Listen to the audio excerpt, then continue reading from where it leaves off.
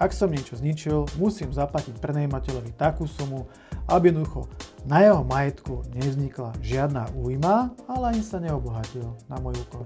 Častými problémami je práve to korektné, presné vyúčtovanie. Prenajímateľ musí mať jasno v tom, za akých okolností môže svojmu nájomcovi ukončiť nájomný vzťah. Magazín Nehnuteľnosti.sk. Potrápiť nás môže nielen hľadanie vlastného bývania, ale aj nájsť si dobrý podnájom.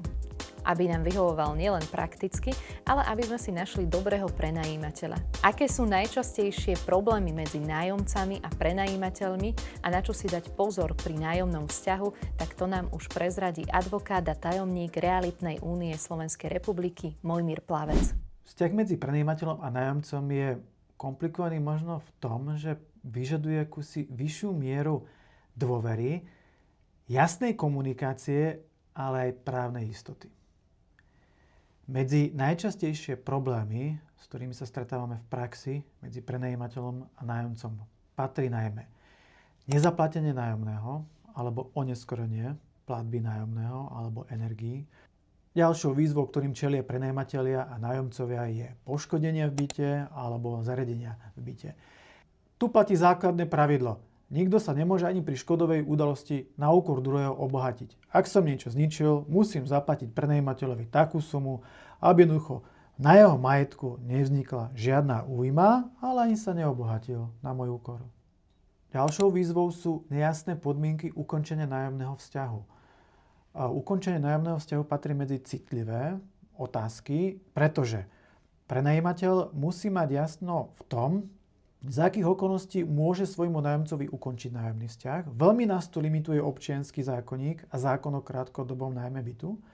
A na druhej strane aj nájomca chce určitú istotu, že po určitý čas, keď sa budem slušne správať, nebudem dávať dôvody na ukončenie nájomného vzťahu, tak mám právo v tejto nehnuteľnosti byť a užívať ju. Chcem aj ja ako nájomca nejakú istotu.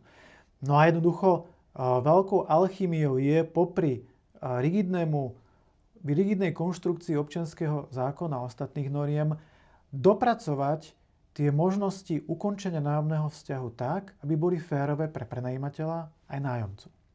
Ďalšou výzvou sú aj spory súvisiace s vyúčtovaním energií alebo s vyúčtovaním zábezpeky.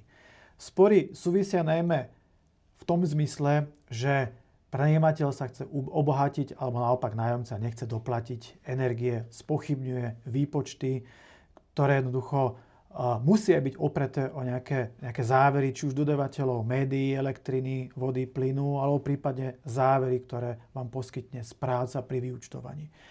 No a jednoducho častými problémami je práve to korektné, presné vyúčtovanie, lebo nájomca platí určité platby zálohovo popri nájomnom, no a po skončení nájomného vzťahu je povinnosťou prenajímateľa ich riadne a presne vyúčtovať.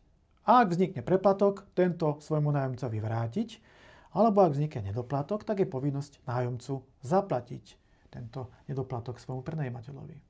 Častým problémom medzi prenajímateľom a nájomcom je, že nájomca nedodržiava domový poriadok. Tu je dobré, aby sa nájomca vopred pri vstupe do nájomného vzťahu oboznámil s domovým poriadkom, ale tiež navnímal celý rozsah ostatných povinností, ktoré mu vyplývajú z nájomnej zmluvy. A ak im nerozumie, aby vydopytoval prenajímateľa, čo pod tým myslí.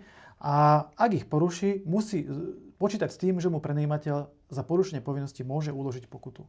V prípade môže uložiť aj iný typ sankcií, ale môže dokonca v určitých prípadoch aj nájomný vzťah ukončiť.